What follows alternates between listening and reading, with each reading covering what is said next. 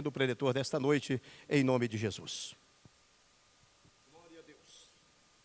Eu saúdo os irmãos com a paz do Senhor uma vez mais, amém? Desde já eu agradeço a Deus por essa oportunidade, que Ele me dá de poder estar aqui na tua casa. Louvo a Deus por todas as coisas que Ele tem feito na minha vida, na minha família, no nosso ministério.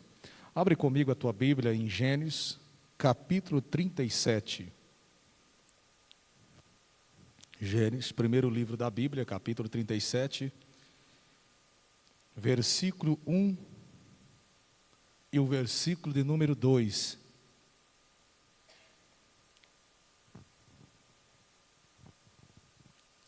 Gênesis capítulo 37, diz assim a palavra de Deus: E Jacó habitou na terra das peregrinações de seu pai, na terra de Canaã. Essa são as gerações de Jacó. Sendo José de 17 anos, apacentava as ovelhas com seus irmãos, e estava esse jovem com os filhos de Bila e com os filhos de Zilpa, mulheres de seu pai, e José trazia uma má fama deles a seu pai. Pode tomar o assento, dando glória a Deus, louvando, exaltando e bendizendo o teu nome. Amados irmãos em Cristo Jesus, esta palavra que aqui nesta noite quero vos trazer, lógico, se nós formos pegar aqui no seu contexto, todos vão dizer, ele irá pregar sobre o sonho de José, ele irá falar sobre aquilo que Deus realizou na vida de José. Só que então, por certo, o primeiro capítulo, também o versículo 1 e 2, ele começa a dar uma nova direção para a minha vida e para a sua vida. Pois o versículo de número 1 e versículo de número 2 diz: E Jacó habitou na terra das peregrinações de seu pai. E diz o versículo 2: E essas são as gerações de Jacó. Primeiro, não está dizendo aqui de José, o versículo está dizendo de uma geração antepassada. Está falando que havia uma descendência, havia uma genealogia que havia para trás. E a Bíblia vai decorrer dizendo que Isaac, a Bíblia diz que um certo dia Deus faz-lhe uma promessa.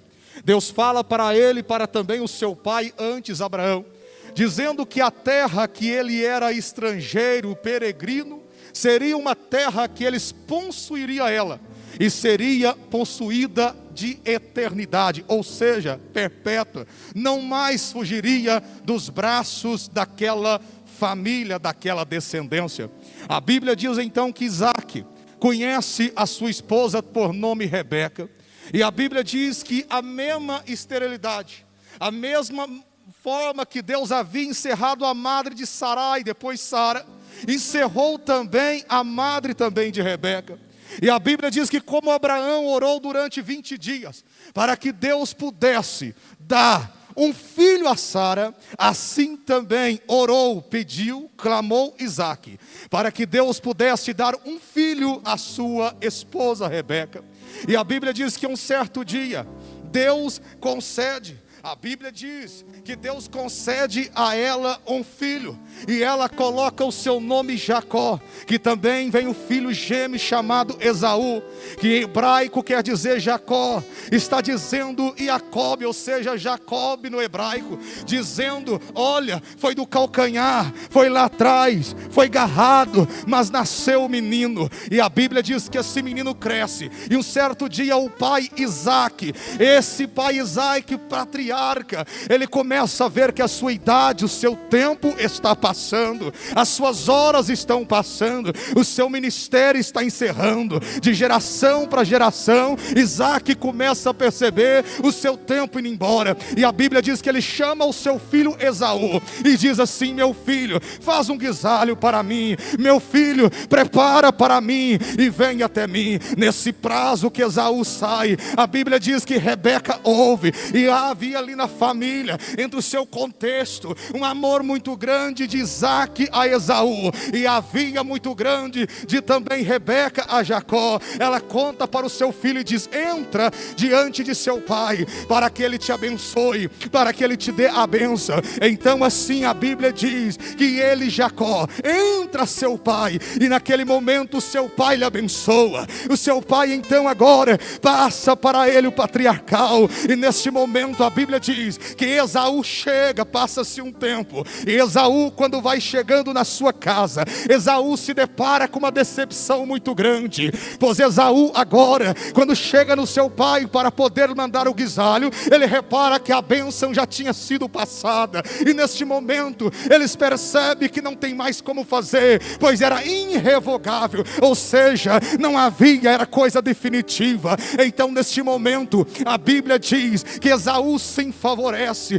Esaú neste momento fica totalmente irado, e a Bíblia diz que ele então agora, Jacó sai daquela terra e vai para a terra de Harã, para a terra do seu tio Labão. Chegando ali, vê a sua prima Raquel, e neste momento a Bíblia diz que ele tem um amor à primeira vista. Quando ele olha para Raquel, naquele momento ele se apaixona, e ele vai trabalhar no campo, e a Bíblia diz que nesse tempo, trabalhando, ele conversa com Labão: Labão, me dá a sua filha como minha esposa. E neste momento Labão faz um pacto com ele de 7 anos. Então ele começa a trabalhar para Labão, 7 anos trabalhando no campo. Quando termina os 7 anos, então de repente, quando ele vai pegar aquilo que ele havia pagado o dote, de repente agora Labão lhe mente para ele. Labão agora de repente não trata o trato com ele. Então neste momento agora, a Bíblia diz que ele começa e diz para Jacó: Jacó, eu vou lhe dar a filha minha mais velha, como costume de momento, costume da cultura desse momento. Então naquele momento ele não aceita, então ele trabalha por mais 7 anos, e de repente ele pega a sua esposa. Quando pega a sua esposa, a Bíblia diz que ainda na terra de Labão, ela tem, a Bíblia diz que as servas de Raquel, as servas e servas, tem 11 filhos de Jacó, e ali nasceram seus filhos. E a Bíblia vai dizendo que Deus também havia encerrado a madre também de Raquel. Raquel está chorando, mas um certo dia Deus resolve olhar para Raquel, e a Bíblia diz que Deus abre a sua madre, concede a ela 2 filhos, dá a ela o filho chamado Benjamim, e dá a ela o filho chamado José. E aqui começa a nascer um menino, que a Bíblia diz que até os seus 16 anos, esse menino já está se destacando no meio familiar. Esse menino já está se destacando como menino que alguns olhavam para ele e diziam: vai nascer alguma coisa aí.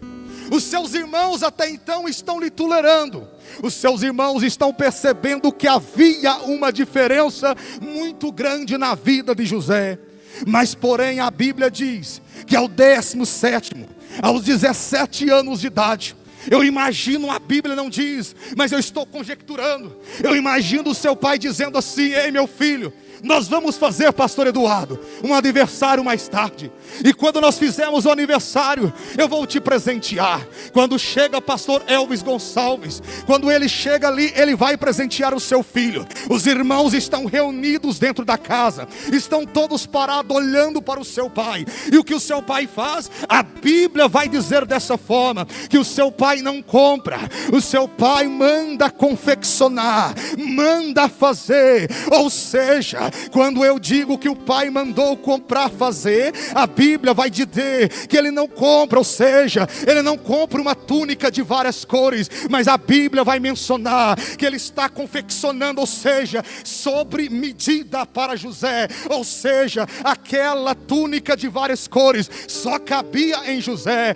Eu posso ir em algum lugar, em uma loja, comprar alguma coisa, eu posso comprar uma roupa, uma bermuda, um calçado, contigo, mas eu sei que aquela bermuda, aquele calçado pode até servir em mim, mas não foi confeccionado para mim. Mas quando o pai Jacó, quando ele abre então aquele presente, coloca aquela túnica de várias cores, havia algumas coisas que estavam acontecendo ali de antemão, e uma delas era que naquele tempo os seus irmãos usavam túnicas, mas túnicas brancas era o comum, mas a túnica de José, aos seus 17 anos de idade, era a túnica de realeza, era a túnica de quem estava à frente, era a túnica de alguém que tinha sobre ele uma vocação muito grande.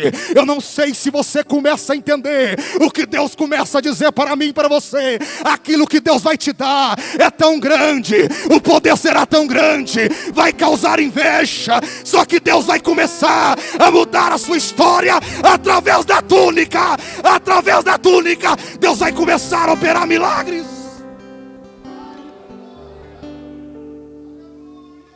Quando ele recebe essa túnica, é aqui que chama a nossa atenção, pois até então estava tudo comum, até então havia discussão na família, havia discórdia, mas quando ele recebe a túnica, os seus irmãos, a Bíblia diz que olha para ele, já com olhar de ciúme, porque os seus irmãos percebem, Rubem, Judá, estão olhando e dizendo: eu sou o primogênito, eu que tinha que estar recebendo isso. E algumas vezes aquilo que Deus tem para nos dar, ei, deixa eu dizer algo para você nesta noite. Eu sei que você já sabe, mas tem hora que temos que ser lembrado. Deixa eu dizer, a salvação é gratuita, mas aquilo que Deus te deu, o dom, o talento que Ele te deu, não negocie isso com ninguém. Não negocie o poder que Ele te deu, não negocie a chamada que Ele te deu, não negocie. Ouse a continuar dentro dos propósitos. José, quando recebe, os seus irmãos estão olhando, invejando. José vai-se embora para sua casa. Quando José imagina deitado na sua casa, no outro dia imagina José acordando pela manhã. Os seus irmãos acordam, José chama os seus irmãos. E José diz assim: olha, eu tenho um sonho para contar. Os seus irmãos nesse momento dizem: vem o sonhador. José conta um sonho dizendo: olha, eu vi o meu molho se levantar. Ei, escute aqui. Eu vi o meu molho se levantar, mas só que tem um negócio: ele não só se levantava, ele permanecia de pé. Sabe o que o Senhor está dizendo, ei? Os seus sonhos não é só para se levantar, é para permanecer de pé. Deus tem direção para a tua vida. Receba isso em nome de Jesus. Os irmãos estão olhando, José diz assim: só que tem um problema. Eu vi o molho de vocês, ou o fecho de vocês, se inclinar perante o meu, e o de vocês começava a rodear o meu e bater continência. Viva José. Imagina que os irmãos estão dizendo: José, nós iremos então, José, ser governado por ti. José está dizendo assim: é tu que está falando, eu não estou dizendo nada. Ou seja, José não sabia dos seus sonhos. Quando os seus irmãos estão indo embora, José diz assim: olha, eu sonhei outro sonho. E se o primeiro sonho, irmã, era praticamente impossível, imagina o terceiro.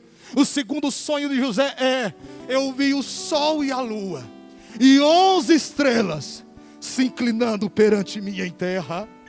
Nesse momento eu imagino o Rubem chamando o papai, dizendo: pai, vem aqui papai, porque está acontecendo alguma coisa diferente. O que está acontecendo, meu filho? Olha o sonho de José. Vai contar para o seu pai. E quando conta, a Bíblia diz que o seu pai o repreende. O seu pai diz para ele: ele está ficando. Mas naquele momento a Bíblia diz que Jacó guardava aquilo no seu coração. Por quê? Porque Jacó conhecia o filho que tinha. Jacó sabia da promessa. Jacó sabia que Deus havia escolhido. Deixa eu dizer uma coisa para você: os seus irmãos não sabem, os seus irmãos estão te perseguindo, só que aquilo que Deus te escolheu, Deus está mostrando para eles. Para você ainda não mostrou. Se estão te perseguindo, é porque a promessa está de pé ainda, está de pé. Jacó não sabia dos seus sonhos, José não sabia, me perdoe dos seus sonhos. José não sabia, mas os irmãos estavam olhando. E há momento na minha vida e na sua vida que as pessoas sabem daquilo que Deus vai fazer. Está todo mundo olhando para mim e para você dizendo: vamos ter que parar, vamos ter que abortar, vamos ter que tirar os sonhos, vamos ter que parar por aqui. Mas não importa o que aconteça, a chamada é dele e ele vai cumprir aquilo que ele prometeu na sua vida. Eu não sei se você está entendendo, levante a sua mão para cima. A túnica que ele te deu, ainda que te persigam, ela é tão poderosa que ela vai marcar a sua vida. E entre a túnica vai ter vitória, vai ter momentos de perseguições, vai ter derrota, vai ter problemas, vai ter dificuldades, mas o Senhor está dizendo, em todas elas Ele vai estar com você, na luta, nas caladas da noite, aonde você estiver, lá estará o Espírito Santo, Consolador. Chame Ele, chame Ele, chame Ele, chame Ele, chame Ele para a tua vida.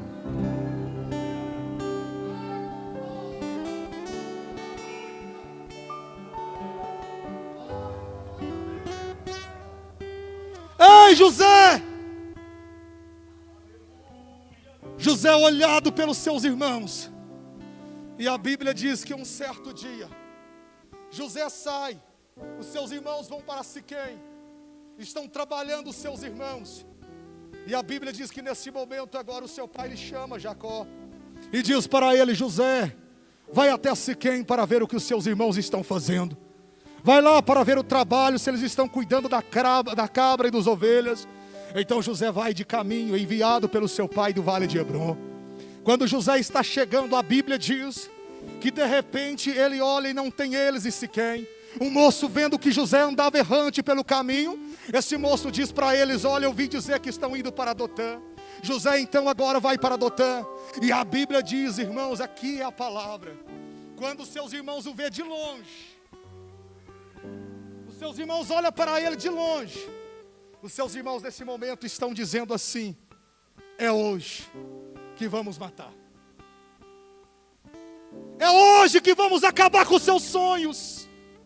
E muitas das vezes, irmãos, estamos dentro da igreja, ficamos dizendo que somos o mesmo corpo, mas muitas das vezes aqueles que estão do nosso lado estão nos punhalando. Aqueles que deveriam nos ajudar estão falando mal de nós. Aqueles que muitas das vezes deveriam estar da mesma forma que nós, não estão, sabe por quê? Estão até batendo a mão nas suas costas. Tem irmãos dizendo: irmão, vai, Deus é contigo. Mas estão lá por trás, estão maquinando o seu mal. Mas nessa noite o Senhor está dizendo, ainda que você não saiba, Ele está te dando cobertura do Espírito Santo, proteção. Ele está te dando armadura, Ele está te dando poder, Ele está te dando unção, para que você permaneça de pé. Quando os irmãos dele veem ele já visto, e dizem: é hoje. Mas José do outro lado, ele está todo alegre. José do outro lado, ele está todo sorridente. Porque tudo que José queria ir é para poder ver os seus irmãos. Mas infelizmente tem momentos que aqueles que nos bate nas nossas costas, pastor, é os mesmos que muitas das vezes estão tentando nos matar. Quando ele vê de longe, a Bíblia diz que quando José está indo, eles dizem: é hoje que vamos matar. Quando José chega, eles não falam com José, eles não conversam com José, eles não perguntam nada para José. Ou seja, a intriga maior estava sobre a túnica de várias cores. A primeira coisa que eles fazem, eles arrancam a túnica de José. A túnica que seu pai havia lhe dado para ele, eles arrancam. Lançam ele dentro da cova. Rubem toma a palavra e diz: não matemos o nosso irmão, deixa na cova, deixa ele na cova, porque nosso irmão. A primeira coisa também que aprendo aqui é que a Bíblia vai dizer: só que na cova não havia água. Deus está dizendo para mim e para você: ei, talvez muitas covas, se a Bíblia está dizendo, olha, e não havia água na cova. Olha, para quem estudou um pouco, isso aqui é fácil de interpretar. Está dizendo que certamente havia em muitas covas cisterna água, mas naquele dia que José foi lançado, pastor, não havia água. Ou seja, o Espírito Santo estava dizendo: ei, deixa te lançar, você não vai afogar. É aquilo que a palavra Isaías está dizendo: ainda que te lance no fogo, ainda que te lance nas águas, todavia não te queimarás, todavia não te submergirão. Pode lançar no cova, pode lançar na cisterna. Quando lançam José dentro da cisterna, a Bíblia diz que eles sentam na boca da cisterna. E eu imagino agora, eu vou tentar ir para dentro da história. Imagina eles sentados dentro da cisterna. E nesse momento agora, eles estão sentados e dizendo assim: ei José, você não quis sonhar? Sonha dentro aí agora. Sonha dentro da cisterna. Canta aí dentro da cisterna, José.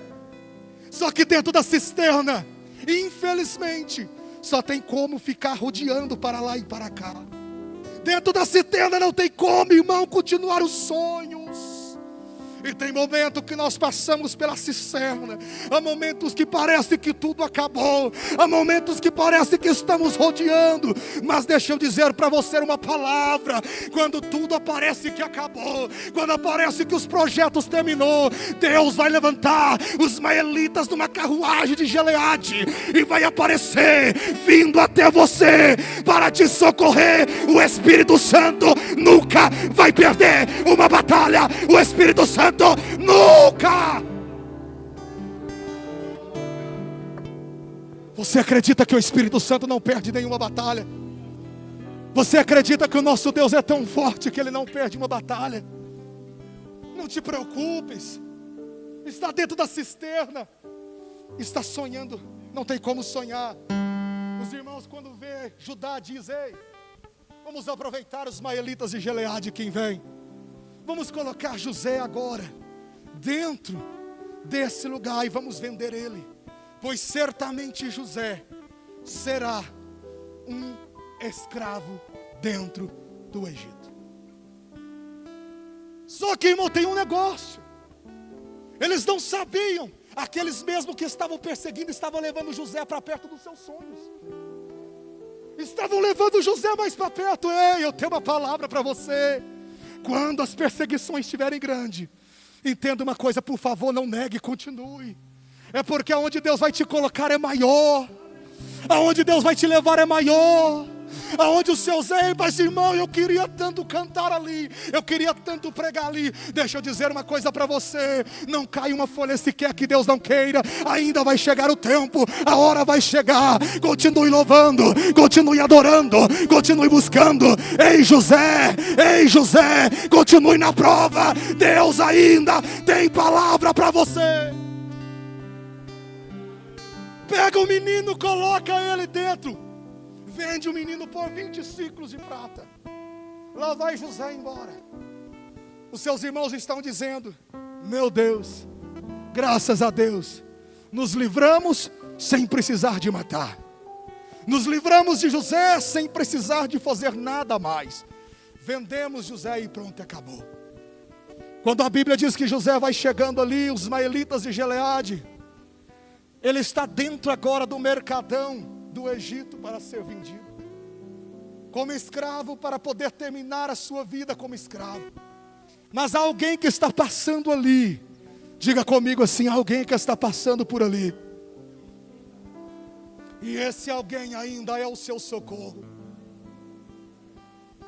Esse alguém ainda é a sua esperança. Quando ele olha, a Bíblia diz que ninguém dá valor para José, mas um tal de Potifar olha, capitão da guarda do Egito, ele olha e diz assim: eu quero comprar esse jovem, eu quero comprar esse rapaz, eu quero ter ele. Não sei porquê, eu imagino alguns dizendo: mas Potifar, ele é só um escravo, tem tanta gente aí egípcia. Você vai comprar um hebreu, vai comprar um escravo pobre, vai comprar alguém que não é nada, vai comprar alguém que vem para cá entrar em uma carruagem pago por 20 ciclos de prata. Então Potifar olha e diz assim: é esse menino que eu quero. E a Bíblia diz que Potifar leva ele para a sua casa. E quando chega na sua casa, a Bíblia diz que Potifar está reparando. Eu imagino Potifar sentado e começa ele a imaginar e começa a perceber que tudo que José coloca a mão prosperava, aumentava na sua casa. Potifar não aguenta. Potifar está vendo muita prosperidade, ao ponto dele chegar para José e dizer assim: José, oh José, a partir de agora, nada, José, tudo está nas tuas mãos dentro da minha casa. E a Bíblia diz que então agora a sua mulher, a mulher de Potifar, ela começou a perseguir José e ela começou a tentar se deitar com ele. Mas a Bíblia diz que todavia José corria, José ia embora, porque José sabia que era uma armadilha para a sua vida. Então, em um certo dia, aproveitando ela, que mais ninguém estava na casa, apenas ela e José, uma vez mais ela tenta, agarra suas vestimentas, e a Bíblia diz que José deixa suas vestimentas com ela.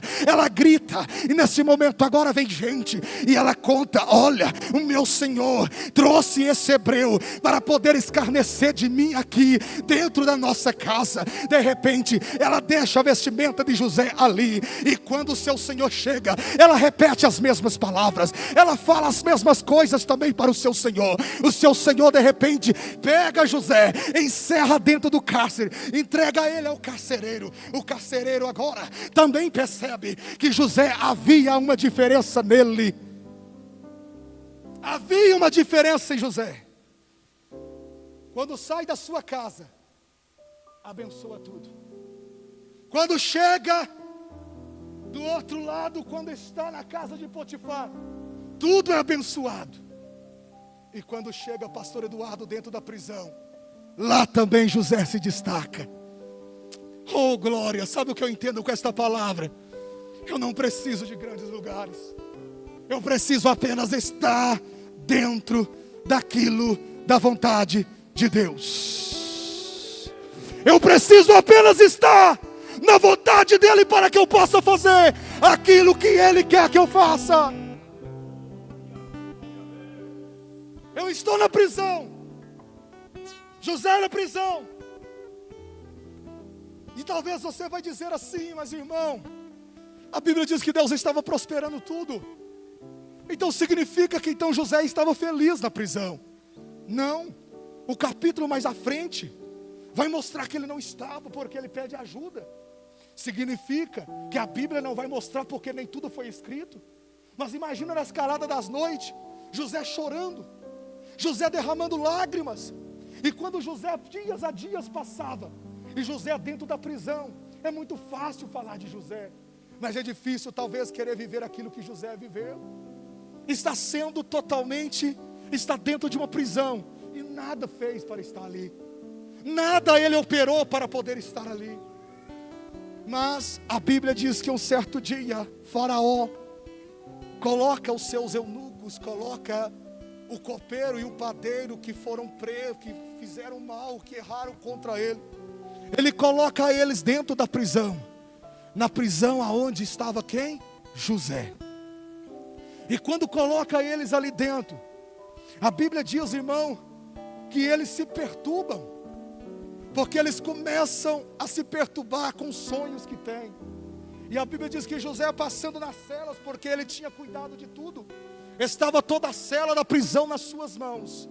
José vendo aquilo, José pergunta: ei, por que perturba o vosso coração? Por que vocês estão dessa forma? Eles olham para José e dizem: José, tivemos um sonho, mas José, não conseguimos interpretar os nossos sonhos. José de repente conversa e diz: ei, conta os sonhos de vocês para mim. Contaram os seus sonhos para José. José interpreta dizendo ao copeiro: copeiro, ao tempo daqui 3 dias, Faraó vai retornar você ao seu cargo que você tinha. Você vai voltar a servir vinho na mão de Faraó. Mas a você, padeiro, você infelizmente vai ser enforcado. Você infelizmente, os pássaros vão comer comida em cima, vão comer totalmente você na sua cabeça. E de repente agora José diz assim para o copeiro: ei, copeiro, lembra-te de mim quando tu chegares diante de Faraó, e olha o que ele diz, pastor: eu nada fiz, eu fui arrancado da minha família, eu fui arrancado do meu pai, e eu estou aqui injustamente. É nesse momento que nós olhamos e dizemos assim: para que serve adorar o nome dele? Olha a situação que eu estou. E agora aqui é outra coisa que eu aprendo: quando o copeiro sai, quando se cumpre aquilo, ele se cala. E a Bíblia vai dizer que durante 2 anos ele continuou dentro da prisão. Porque a Bíblia vai dizer que na festa de Faraó é que ele então agora tem um sonho. Depois de 2 anos, ele está encerrado. Eu imagino José encostado pelos cantos dizendo: para que adorar? Para que glorificar? Para que ser santo? Se eu hoje estou aqui aonde eu estou. Mas deixa eu dizer algo para você nesta noite: aquele que o Senhor escolhe, o Senhor nunca garantiu para você vida boa. Ele disse assim: no mundo tereis aflições, mas tende bom ânimo. Eu venci o mundo e vós vencerão também. A garantia, irmão, é que Ele está garantido para mim e para você, que do outro lado Ele vai passar conosco. Ele está garantido que vai vir as aflições, vai vir as dificuldades, vai vir o abate, vai vir os momentos que nós vamos pensar em parar. Mas quando pensarmos em parar, o Senhor vai incomodar Faraó do outro lado. O Senhor vai garantir para você a vitória, sabe como? Ele vai usar os seus, aqueles que você um dia ajudou, e que viraram as costas para você. E são esses mesmos que vão ter que voltar, e vão ter que te ajudar. Quando o Faraó se perturba com o seu sonho que ele tem, ele olha e de repente o copeiro diz: ei, Faraó, dos meus pecados me lembro hoje, do dia que eu e o padeiro pecamos contra ti, contra a vossa senhoria, contra o vosso senhor. E hoje, Faraó, hoje se estou aqui é porque um dia, um jovem que estava na prisão, um jovem chamado José, ele contou aquilo que Deus faria, e a Bíblia diz que aquilo soou bem ao coração de Faraó. Faraó manda chamar esse jovem a ti. E quando José vai chegando diante de Faraó, a Bíblia diz que ele manda vestir Faraó, manda vestir José, coloca sobre ele, manda fazer a barba, coloca uma roupa mais ou menos, porque ainda não é o tempo do destaque. Olhe para esse irmão do lado e diga: ei, ainda vão colocar poucas vestimentas em você, ainda vão fazer só a sua barba, só que ainda não chegou o tempo da exaltação, ainda não chegou, sabe por quê? Porque o Senhor precisa de alguns anos para preparar a minha vida e a sua vida para aquilo que Ele quer fazer na terra dos viventes. Então a Bíblia, irmão, vai mencionar e vai dizer que ele chega diante de Faraó, ele está diante do poder egípcio, ele está diante do grande que se acha, e a Bíblia diz que de repente Faraó olha para ele e diz: ei moço, é verdade que tu sondas, que tu interpretas sonho? E José, todo humilde, ele diz assim: olha Faraó, os sonhos, as interpretações são de Deus. Ele dará a resposta a ti, Faraó. É aqui que eu me encanto com José, com a sua humildade, porque José não se engrandece. José diz: olha, os sonhos é dele, a revelação é dele, a interpretação é dele, tudo é dele, tudo é para a glória dele. Ei, glória!